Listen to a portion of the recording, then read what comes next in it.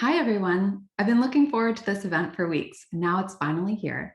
Today, I have the exciting job of introducing a truly awesome panel presented in partnership with Bob Woodruff Foundation, Veterans on Wall Street, and Women Veterans on Wall Street. For those of you who don't already know, Veterans on Wall Street is a groundbreaking model for philanthropy, a consortium of 100+ financial services firms and companies from all industries who are competitors by day, but are committed to collaboration when it comes to bringing awesome veteran talent to Wall Street, Main Street, and beyond. With VOWS Partners Investments and help from our friends at wVOWS, we're helping veterans land their dream jobs and supporting veterans and their families so they can thrive at work and at home. If we haven't already met, I'm Anne-Marie Doherty, and I'm the CEO of the Bob Woodruff Foundation. We support veterans and their families by shaping grants to organizations who are serving our nation's heroes in the most innovative and impactful ways. For nearly 10 years, we've served as the strategic philanthropic partner for Veterans on Wall Street. Today's panel kicks off a series we're hosting together to help connect the exceptional veteran talent out there with leaders from different fields who can provide insights into cool careers you might not know about with useful tips for prospective applicants.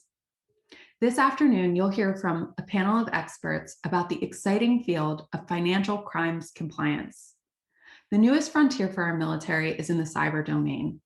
As General Jacqueline Van Ovost explained during one of our most recent events, our military is seeking the best of the best to protect America on the virtual battlefield. Our financial industry is seeking that very same great talent. And I know there are veterans in our audience that are well suited to that mission. Today, we'll hear about what a career in financial crimes compliance looks like, how it protects people in our economy from crime and from terrorism, and how veterans can best translate their military skills into this awesome career field. With that, I will turn it over to Jeffrey Barden, Chief of Staff to the CEO and Head of Strategy and Planning at one of our longest-term partners, HSBC.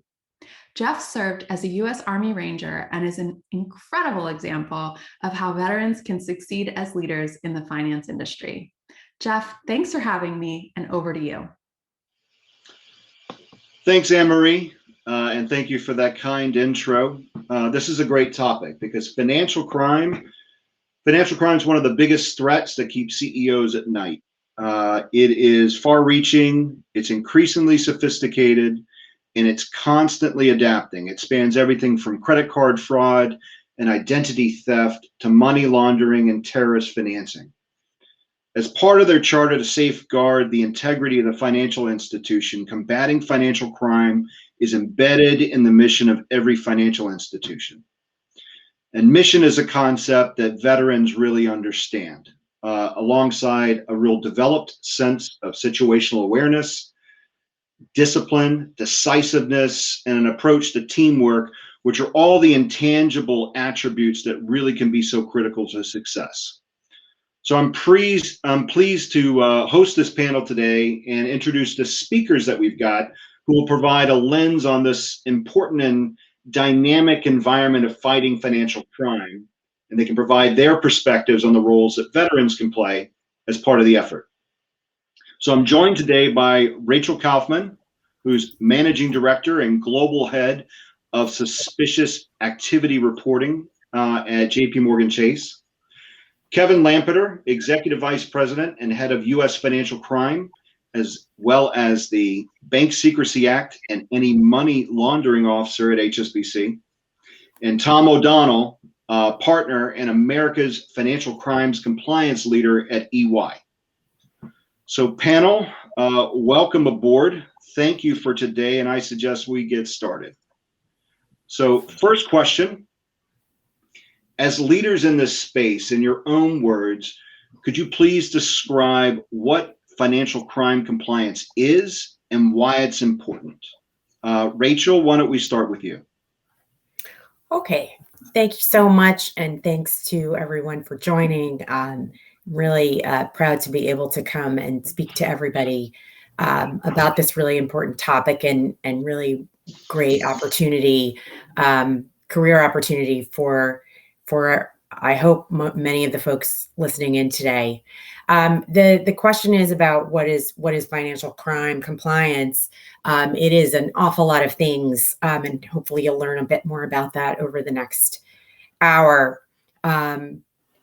Financial crime compliance used to be more colloquially called, anti-money laundering, and it's been expanded to cover a lot of different things, and many of those things are government-led priorities. And so these are government-led priorities in many countries, some more so than others, but there is general sort of consensus across the world that we deny financial services to bad actors, that we don't allow folks that are up to no good to use our financial ecosystem, our financial system.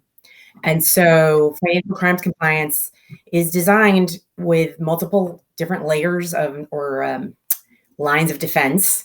We have 3 lines of defense you'll probably hear about over your career if you choose it, to prevent those types of bad actors from even accessing the system in the first place, to, once they do make it in, to detect them and then report on them. And what my role specifically focuses on that reporting aspect, and that is, once there is potential bad actors in the firm, we look at the transactions and we look at behavioral analytics. We'll talk more about that later, and basically follow the money and report on that information. We are designed to create reports that have a high degree of usefulness to law enforcement. And sometimes the work we do can prevent financial crime from happening in the first place. And a lot of that happens in the fraud space, which is one of the major financial crimes that is occurring, even as we speak.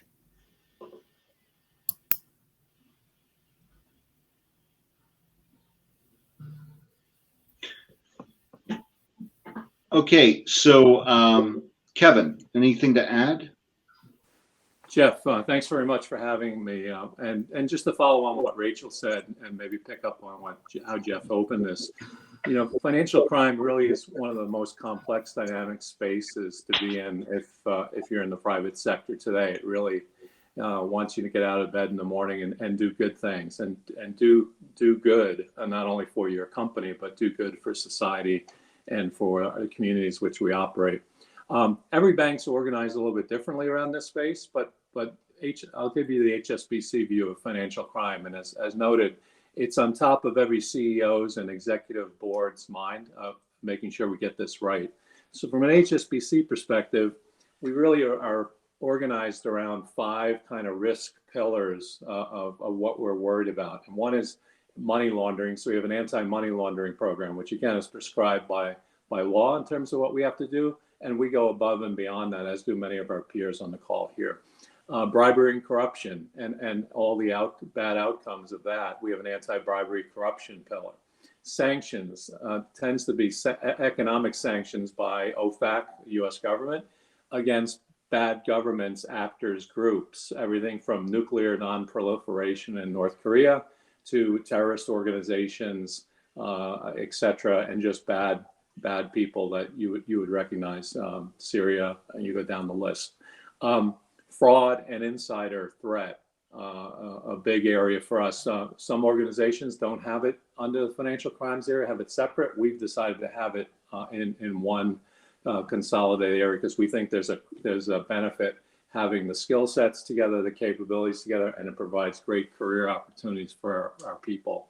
And last is tax evasion and tax transparency and things that happen associated with that. I think the other important thing to remember is, while these are specific financial crime threats, what we're finding is these intersect with other threats that are out there and that we all have to deal with, whether you're a private sector or in the public sector.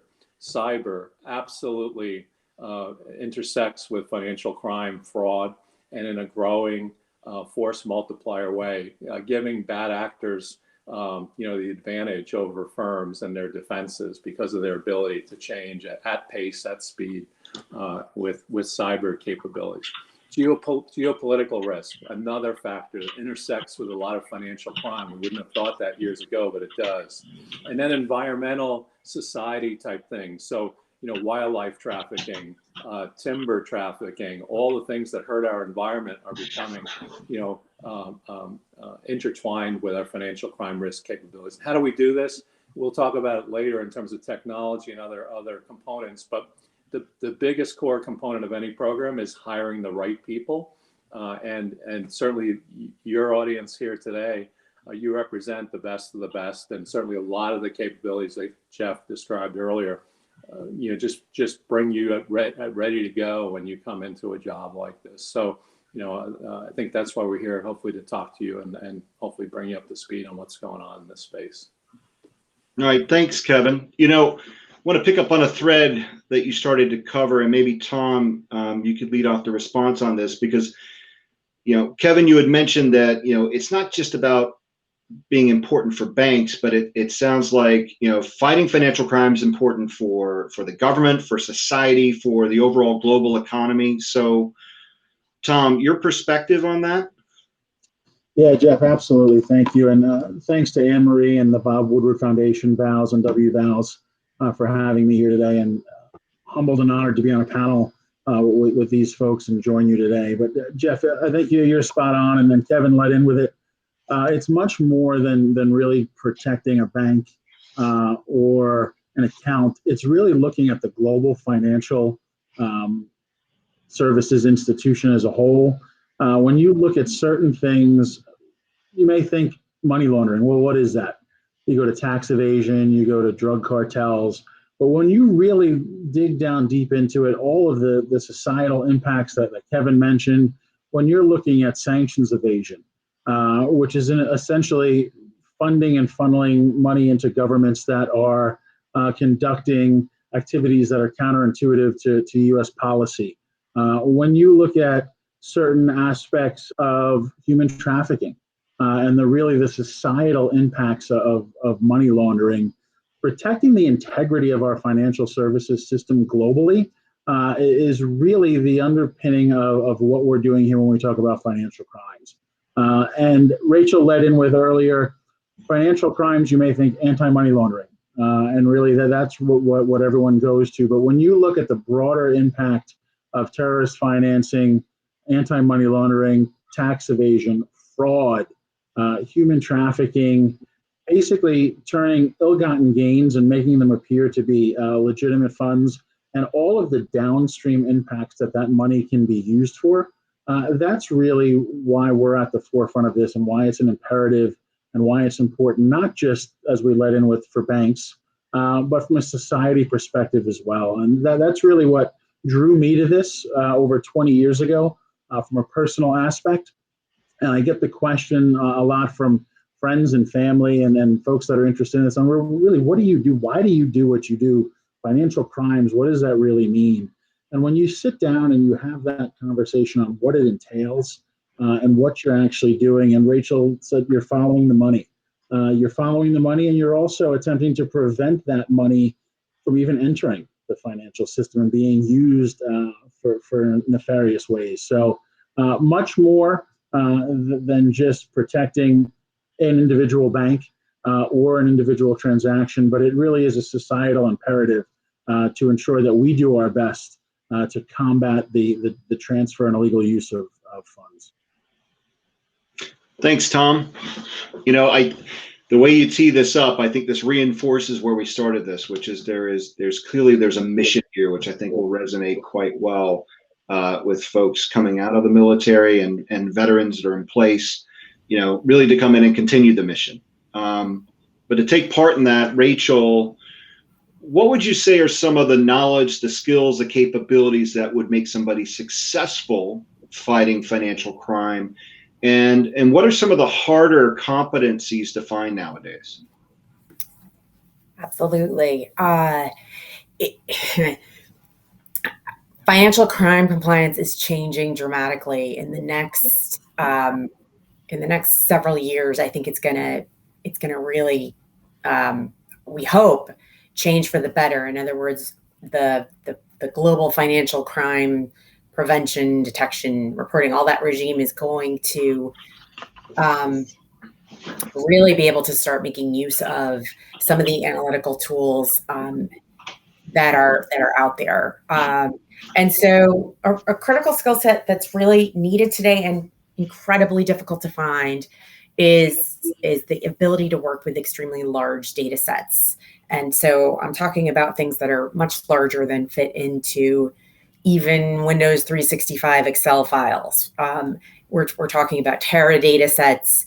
And so we're looking for people who can understand financial crime and how it works and the mission and how we prevent it and why we do it, but also be able to manipulate some of these super large data sets, whether it's the ability to write code and queries or understand how you want to twist that data into actionable intelligence. So if anybody out there is interested in financial crime field, but you're looking to spend some of your GI Bill money first to scale yourself up, a great place to start would be in learning how to code. Obviously, that skill set's useful in a lot of different places, but it is a particularly critical skill set for our teams. And so if that's sort of the way people want to go, or if you already have that skill set, it's one that you would want to highlight as you were going about looking for your financial crime career start. In fact, if you do have that skill set, please let me know. I have some open requisitions. Tom, how about from your perspective, I think particularly coming in from EY? Yeah, I think that's really where I can differentiate this a little bit. So we have great insights from Rachel and Kevin on the industry banking side. Another area of financial crime is on our side, on the consulting side.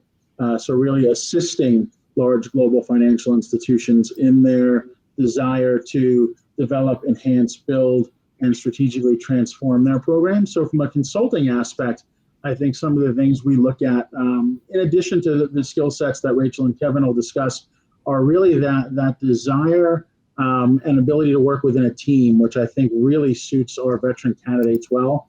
Coming from that mission-oriented view, working within a team to solve a complex, stressful challenge. Usually a lot of the work that we do is assisting clients who are going through some regulatory challenges. So there are very tight deadlines. There's a lot of pressure involved.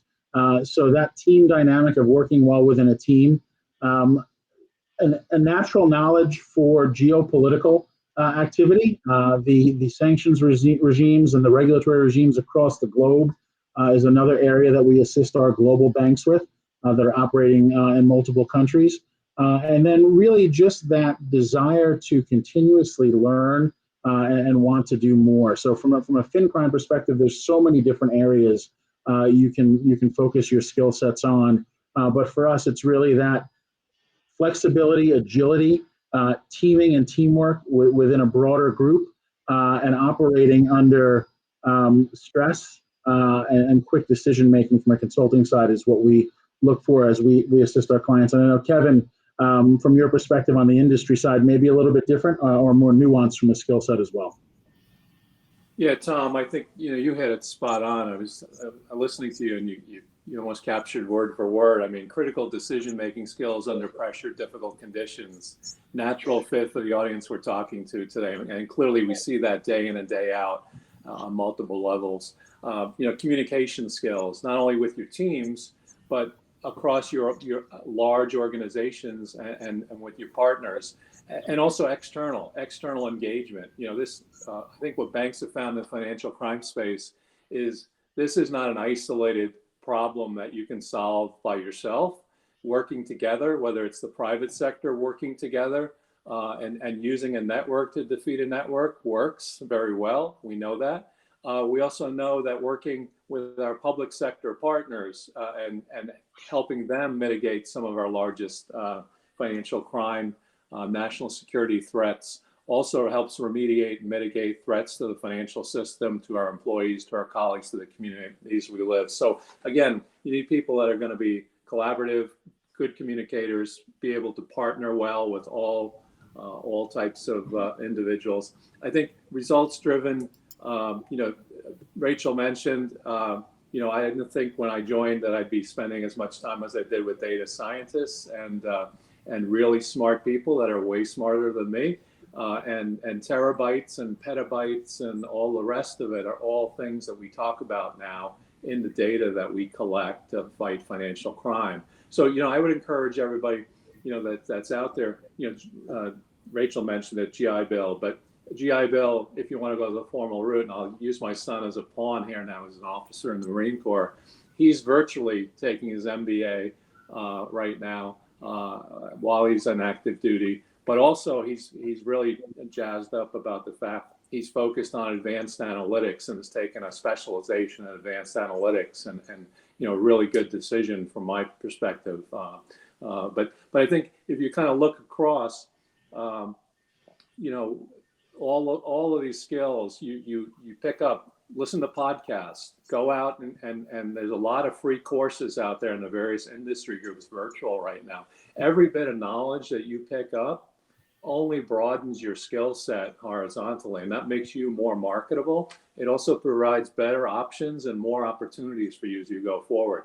I do it every day. I don't do it as much as I want to, and I think certainly I suspect Tom and Rachel, just knowing them, certainly try to continuous learning because the pace of change is happening so fast. Don't stop. Always learn. All right, thanks, Kevin. All of you have actually described experience working with veterans in this space. And Rachel, I think you undisguised an offer of openings that are available at JP Morgan.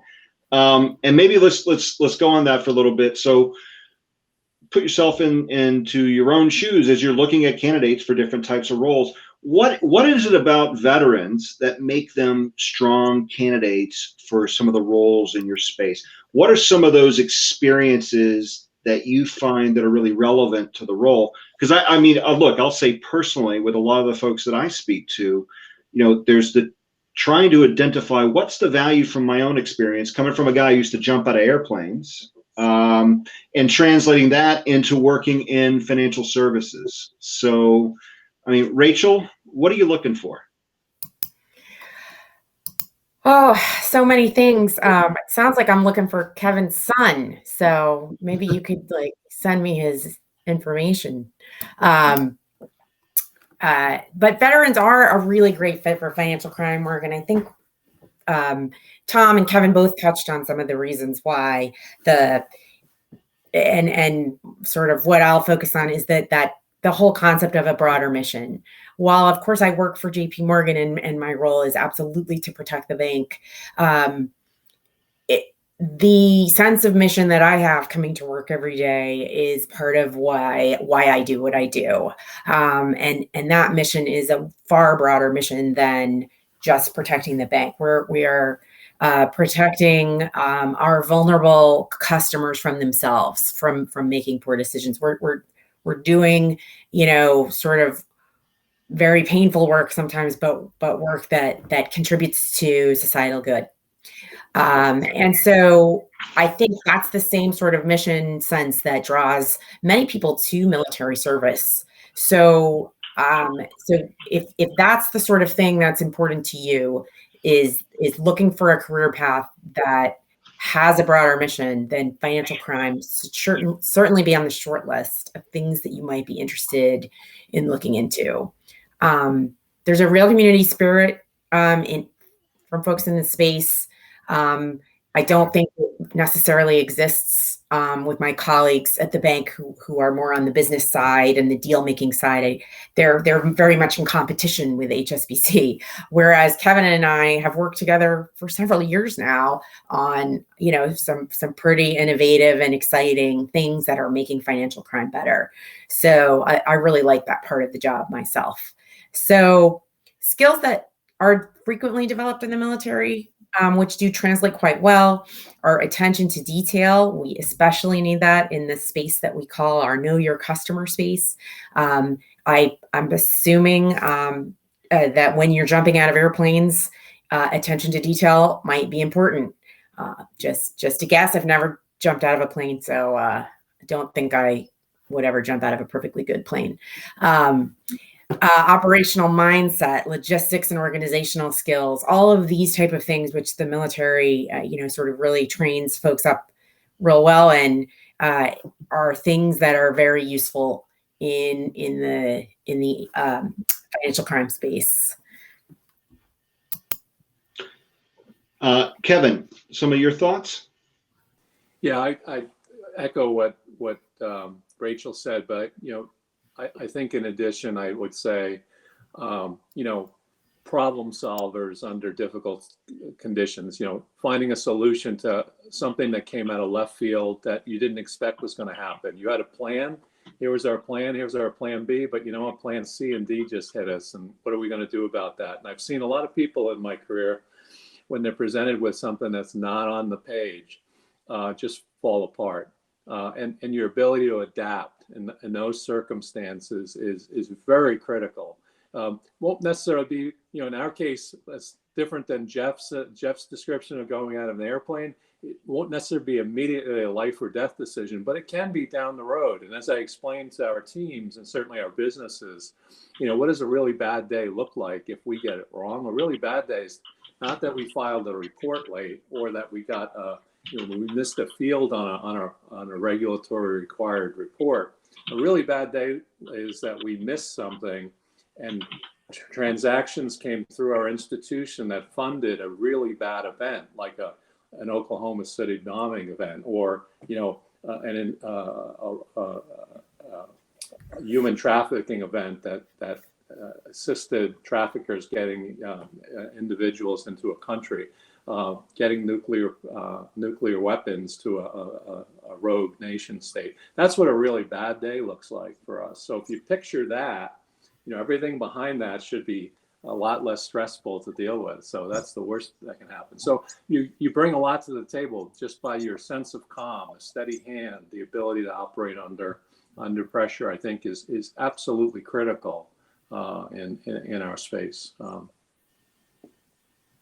Yeah, so Kevin, if I could just jump in there, completely agree. And I think from the consulting side, one of my roles at EY too is I'm the executive sponsor for our Veterans Network. So I do a lot of our veteran hiring and do a lot of the interviews myself, both from the officer ranks and then the enlisted ranks as well. And one of the things that really resonates with me when I have these conversations is exactly that sense of mission, confidence in role, an ability to analyze and clearly articulate a concise message from a complex problem.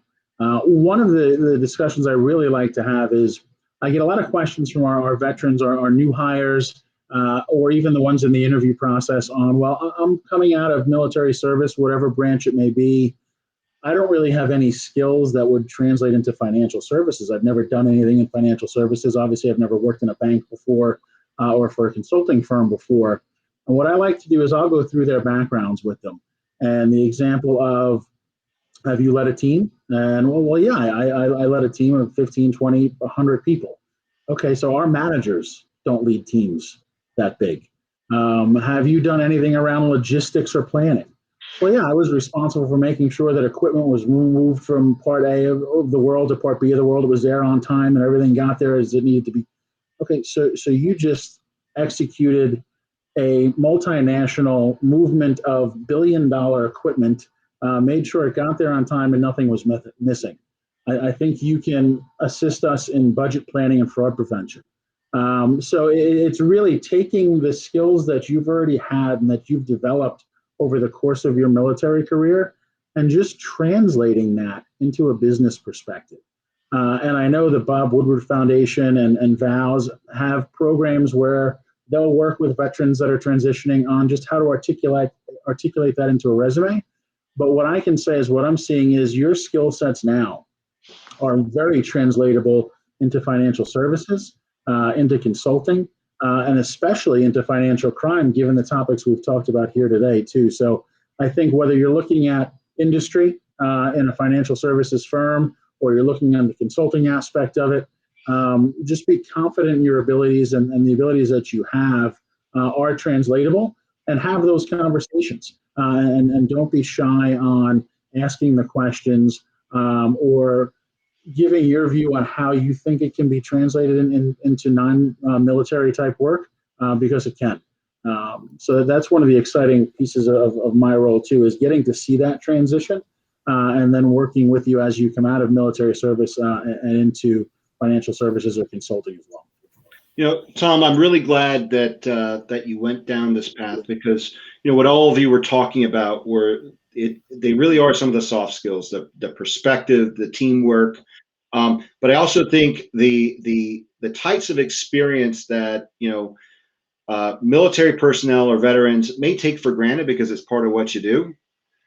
It really can translate. But what you tapped into was what I think is super important, which is enlisting others to help you translate that experience into stuff that makes sense. There are so many people who have walked this path before. They have gone through that journey of trying to translate what does it mean to jump out of an airplane to how that's going to translate into a different business environment. What are the experiences? How do you turn that into something that actually points to the value that people need to see in the business workplace? So you're right. Great organizations like Veterans on Wall Street, the Bob Woodruff Foundation, the Women's Son Veterans on Wall Street. I will also say this, that in general, there is a network of veterans in the workplace who have been there, done that, and want to help out. And tapping into that and not being shy about tapping into that, I think is a really important step, whether you're currently in active duty and thinking about transitioning or you're in the workplace today. Because I think, those are people who have had a shared experience and can help you translate more of that into what you do in the future. So going away from some of the soft skills, but certainly in the prep, and Kevin, you had talked about your son and some of the things that he's doing now, but what other, steps, classes, certifications, education would you suggest that veterans seek in order to prepare for a good transition into the financial crime space? Yeah. So, I mean, obviously, I think, if you want to pursue your education, do that. I mean, associates, bachelor's, master's, those opportunities are there. In addition to that, I think there's lots of online opportunities now, presentation courses, sharpening up your presentation skills. We talked a little bit about analytics and some of the other capabilities. You can get a fast track in some of those spaces. So, again, there's various associations out there that are very specific to financial crime and such. It could be ACAMS, or it could be the Association of Certified Fraud Examiners. There's a number of those associations that can give you kind of business specific information. They're not the only ones. There's others out there, and I'm not advocating necessarily for one or the other, but if you look and you Google the information, there's enough resources from the industry that are out there that regularly provide sessions online. It used to be in person. Now almost all of them are run online, that are fairly inexpensive to really get a step ahead. If this is a specific area of interest that you have, financial crime, fraud, as cyber, same thing. You'll have the Cyber Information Security Association, and they'll deliver similar things. So I'd highly encourage you to explore that. Okay. Tom, other thoughts? Yeah, I think when we think about transitioning from military into financial services, what are some of the things that I see that our veterans can do? I think outside of the credentials that Kevin described, it's really that continuous learning and desire to be on the cutting edge. When you look at FinCrime, there isn't a week that goes by that you can't pick up the Wall Street Journal or another publication and see either a regulatory change, a new topic evolving or emanating, a new fraud that has occurred, a new scheme that has occurred. So as we, as financial crime professionals, get better and better at preventing it, the criminals get better at trying to conduct it. So it's really the soft skills and that inquisitive nature and desire to continuously learn and dig deeper. Don't accept the first answer as you go through it. A lot of what we do is on the surface, things may look fine, but you dig a layer or two down, and that's really where you start to see some of the interesting challenges come out. And that's really what I would suggest is that continuous desire to better yourself and to learn. And that doesn't have to be formalized education or formalized training. I mean, it could be reading industry periodicals. It could be staying current with the latest regulatory challenges coming out. We have a new administration in place now, so that there's talk and discussion with all of the new appointments across some of the regulatory agencies. What does that political landscape do to our regulatory environment?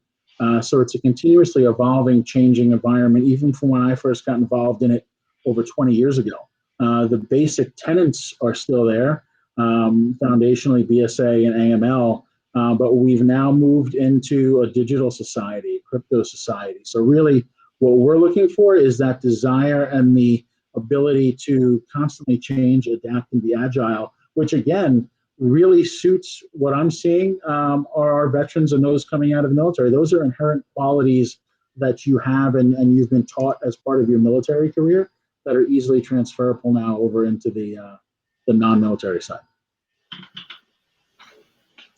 Okay. Something you touched on, Tom. I flagged this in the beginning as well. You talked about how this is constantly moving, right? This is evolving. Regulation is evolving as well as the anti-financial crime efforts. So, panel, your perspectives, where do you think financial crime is going to be, and where is it going to go over the course of the next 3 to 5 years? Rachel? Great. Yeah, that's a great question, and I'm looking forward to finding out. I know how I'd like it to go, but we don't always get what we want.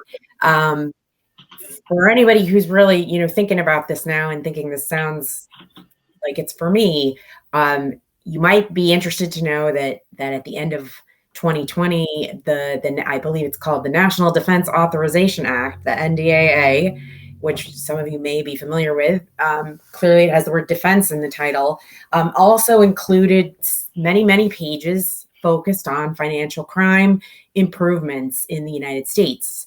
And if you were to pull that up and read it, and the AML sections, of course, I don't recommend reading the entire thing. I doubt if really anybody has read the entire thing. But if you pull it up and read the financial crime sections, you'll read all about some things that the Congress is directing the Financial Crimes Enforcement Network to do, studies that the Treasury Department is going to undertake, and databases that they're going to build, and all sorts of sort of really interesting things that are going to happen over the next 2 to 3 years in the U.S. government that should help us improve the financial crime regime even globally moving forward. And so there's going to be, that means jobs, that means opportunities to apply to work at the Financial Crimes Enforcement Network, who is, I'm told, going to be hiring soon. And so those type of opportunities are coming because there's a real commitment, and it is bipartisan, from the United States government to dramatically change and improve the way we operate our financial crime regime in the U.S. So I'm very excited about opportunities there. There's this whole concept, the better and better that traditional financial institutions get at spotting bad actors and, quite frankly, kicking them out of the system. Well, what's going to happen? They're not just going to give up and go get a real job, right? They're going to continue to do the things that they do. And there's this move towards a new buzzword that I just learned called decentralized finance, or DeFi. And so this is all things virtual. So I'm sure folks have been following the rise in the prices of Bitcoin and Ethereum and other virtual assets. There was a ridiculous set of photos sold for $69 million in Ethereum. All of these things are sort of where the financial crime space is going, and we have a lot of work to do to keep up with the criminals. So it's going to be a really interesting next 5 years, I would say, in this space. It's a great time to get involved. I think, Tom, you're going to tell us more about where you think. I'm really curious to hear what Tom thinks, because you have that view from across the institutions that I don't have. No, yeah, Rachel, appreciate that. And that was one of the benefits of what we do, is exactly that, getting to see how the largest global financial institutions tackle this from a strategic perspective. I think you hit it on the head with the NDAA and some of the AML requirements that are in there when you're looking at a shared KYC beneficial ownership database, or you're looking at whistleblower protections, or you're looking at increased focus across the regulatory landscape.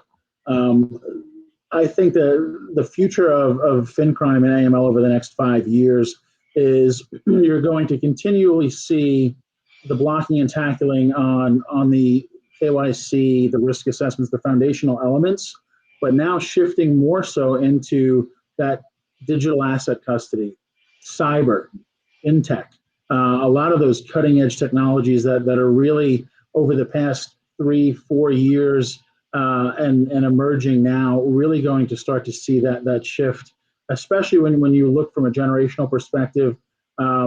My kids are all on the digital. They do everything on their phones. Everything's on an app. Makes it very difficult from a financial crime perspective to monitor and track things like that. So where we're going from an industry perspective, I think, is more and more digital, which is going to introduce, in my view, again, my view, not the view of EY, this is the view of Tom O'Donnell, a lot of fraud risk, a lot of reputational risk. So as we start to see the movement shift, and you're always going to have what I call a regulatory lag. So there's so many new channels and new products coming out that the regulatory landscape will evolve and change as fast as it can. But the regulators are really putting it on the banks to ensure that their risk management programs are flexible, fungible, adaptable, and can change with the market before there's a set regulation that really comes into play. So this really ties back into some of the soft skills and the skill sets we're looking for on not being given a prescriptive way to do something, but having that risk-focused mind and the ability to translate what can be a gray or a non-descriptive area into a tangible action from a risk management perspective. So I think that's a long way of saying we're seeing an industry shift to more digital and more online. And I think the financial services firms, be curious to see, Kevin, your thoughts on this, are really shifting to pivot that from a compliance perspective on how they monitor, manage, and even define their risk parameters around that. Yeah, Tom, I think absolutely agree with everything you've said. I mean, if I sum up what I heard both Rachel and Tom say, DeFi, FinTech, RegTech, crypto assets. I mean, none of those terms existed when we started in the industry, and they're moving at a pace that has just been accelerated by COVID, and certainly this whole going to digital. And what does going to digital mean? It's not just banking; it's everything that we do, what we buy, how we get information, how our kids get information, how we get information has just jump-started over this COVID pandemic period, because we had a burning platform. We had to find another way to continue, buying things, getting information, moving money, et cetera, et cetera. So that pace is not going to stop. I think we're going to be in this accelerated pace for quite some time. And that brings opportunities, it brings risks, as you heard. I think the other aspect is, and clearly the AML Act that Rachel referenced picks up on that a little bit, is, it does for the first time recognize that, and it's a concept, that at least the US government's tried to recognize, the private sector holds most of the critical infrastructure and critical assets in the nation, right? The government doesn't hold that.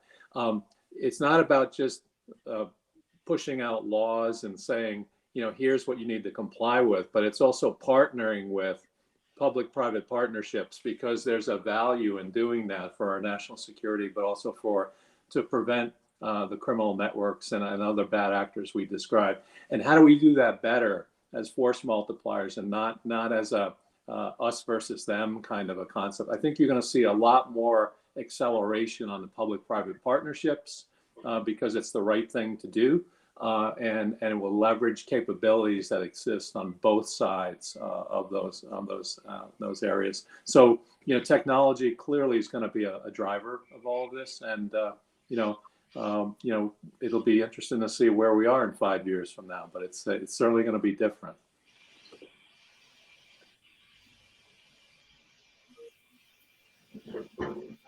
So.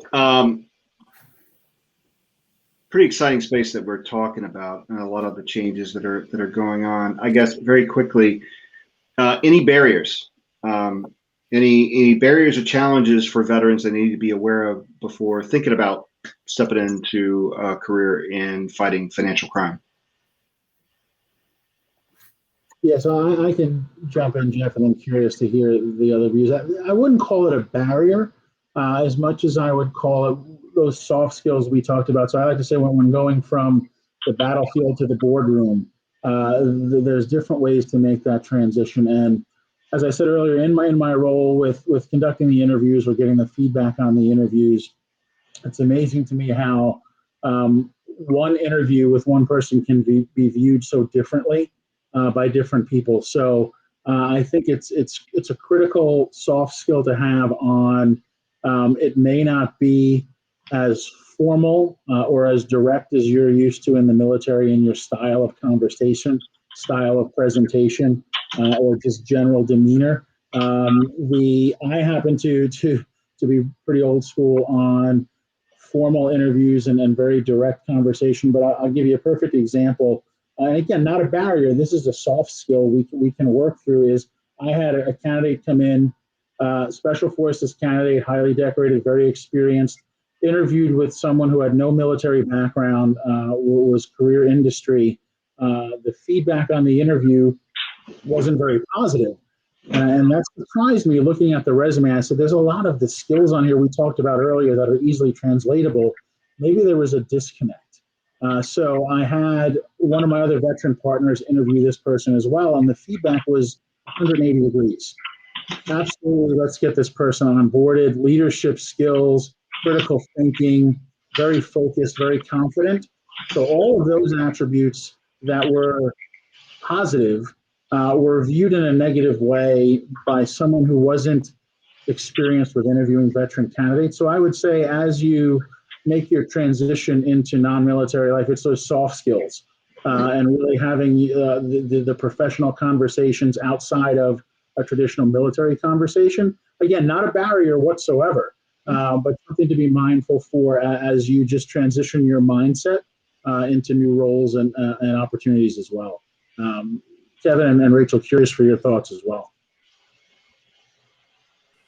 Yeah, maybe I would agree, Tom. You know, you shared that story with me previously, and I certainly can relate. I've seen that in interviews, you know, with veterans personally, and you know, I think the key here is it's not a barrier. It's just how do you present your experience and your knowledge in a way that's going to resonate with the person that's interviewing you, because it's really how they receive that information you're providing them, right? So, you know, just make sure you're putting it in words and contextualizing it in a construct that, you know, makes sense for that business. If you're going into the logistics world, you know, the example given earlier is if you move $100 million or $1 billion worth of equipment from point A to 20 other countries, you know, that's a big logistics operation and a management operation that most firms in particular fields, you know,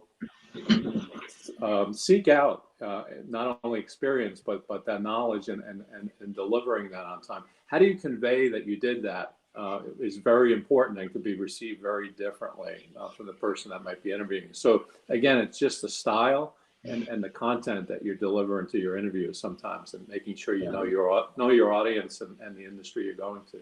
Rachel? Thanks, Kevin. I agree with all of the above. I know there's been some questions about real world examples. I'll give a couple from my own team. Actually, more than a couple. I have a team of about 100 folks, and several of them are former military, obviously, including myself, and very wide variety of military backgrounds, from you know, infantry, Army officer to, you know, to flight deck operations, and so, and now they're, you know, they're both, the two that I'm thinking of are both, you know, really successful in their financial crime career. They did have a little bit of a willingness to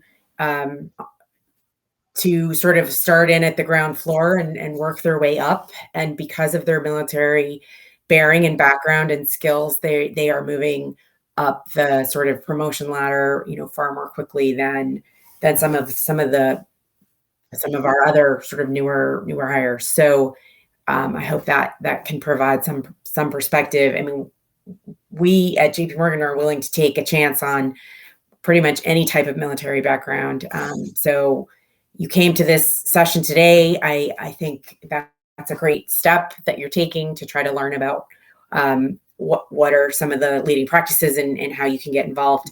And I would encourage folks to just, as was mentioned earlier, reach out to those veteran networks, that they're there to help you. They're there to do those sort of trial interviews with you to say, wow, you're sounding way too much like, you know, you're saying it way too much like a military person. I need you to sort of help you translate some of the words you might choose to use that'll make you more successful in those interviews, because your interviews will most likely be with somebody who was not in the military.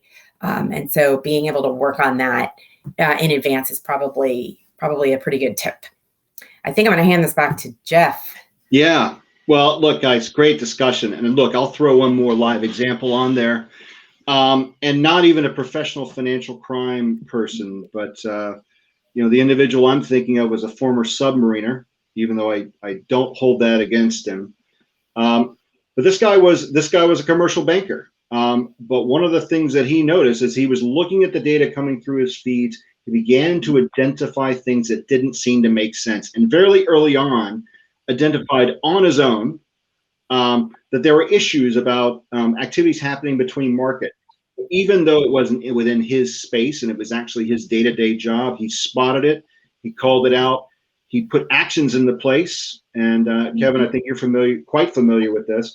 It put a program in place which actually protected our firm globally against issues that could have been pretty wide-reaching. But it all started with somebody who, I think from that military background, was situationally aware and took personal accountability and that sense of ownership in the mission to go and make a difference, even if he came out of the Navy. So, guys, this has been a really good conversation. I think we covered a lot of ground.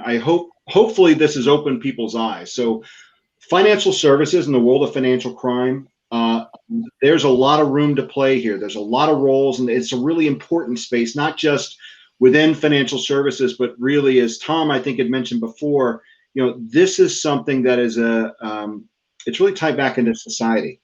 So, for those folks who are looking to continue the mission, I think, a career in financial services and within financial crime is a great way to go.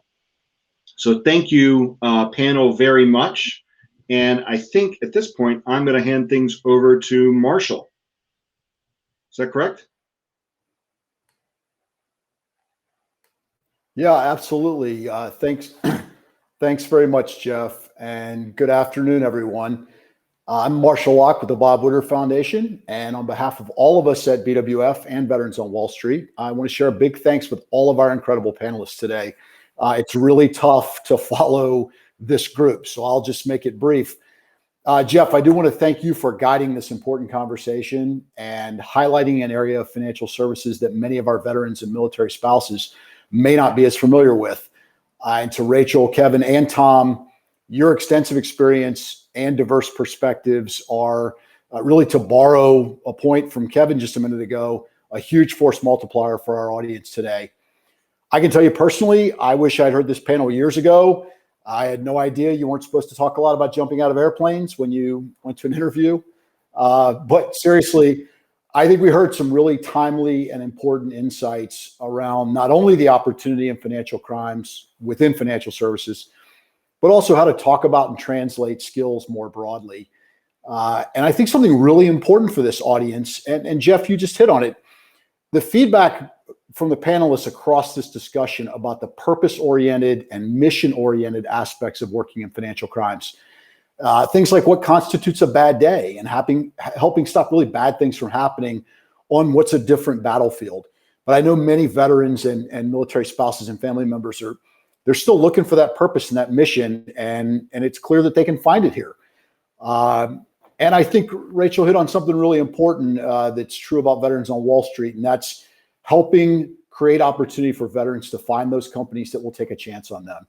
We're committed at VOWS and at the Bob Woodruff Foundation to creating opportunity for our veterans and their families. And as we're hearing today, those opportunities include a really wide variety of specialties and practices. So we truly appreciate the time you invested to showcase this important discipline and really, I think, probably offer, in some cases, completely enlightening points of view to folks, and others just to reinforce things they may have known or heard, but will really help them take that next step. If you, as participants, have enjoyed today's event, please look for more upcoming discussions about other fields and career opportunities within the VOWS network. I'd be remiss if I didn't sort of close with another quick thanks to Jeff, Tom, Kevin, and Rachel, and also to our organizers for this event, Diego Rubio at EY and Hank Hernandez at HSBC. So thanks everyone for joining us today. On behalf of Veterans on Wall Street, we look forward to seeing you at our next event.